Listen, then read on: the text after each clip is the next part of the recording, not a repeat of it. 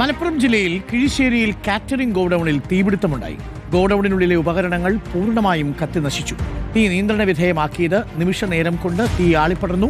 മലപ്പുറത്ത് നിന്നും മഞ്ചേരിയിൽ നിന്നും എത്തിയ ഫയർഫോഴ്സ് യൂണിറ്റുകളാണ് ഗോഡൌണിന് ചുറ്റുമുള്ള വീടുകളിലേക്ക് തീ പടരാതെ കാത്തത്. ആ ദൃശ്യങ്ങൾ ഭയപ്പെടുത്തുന്നവയാണ്. സോണൽ വി കൃഷ്ണയുണ്ട് നമുക്കൊപ്പം. സോണൽ, വല്ലാത്ത തീപിടുത്തമായിരുന്നു. ഫയർഫോഴ്സ് എത്തി കൃത്യസമയത്ത് തീ അണച്ചതുകൊണ്ട് മറ്റു വീടുകളിലേക്ക് പടരാതിരിക്കാൻ അത് കഴിഞ്ഞു അല്ലേ? അരുൺകുമാർ, ഇന്ന് ഉച്ചയ്ക്ക് 2:30യോടെയാണ് മൊറയൂരിലെ PS കാറ്ററിംഗ് ഗോഡൌണിന് തീ പടരുന്നത്.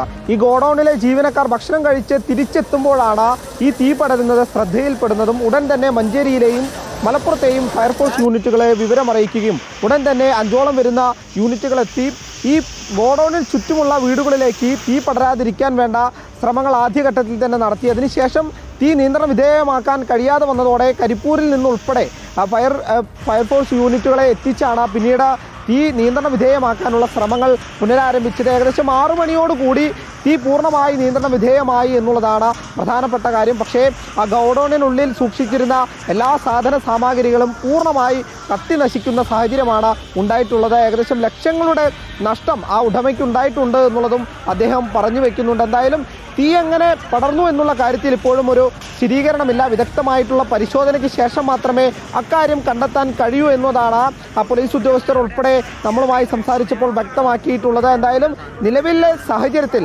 ആളപായമില്ല എന്നുള്ളത് തന്നെയാണ് ഏറ്റവും ആശ്വാസകരമായിട്ടുള്ള കാര്യം.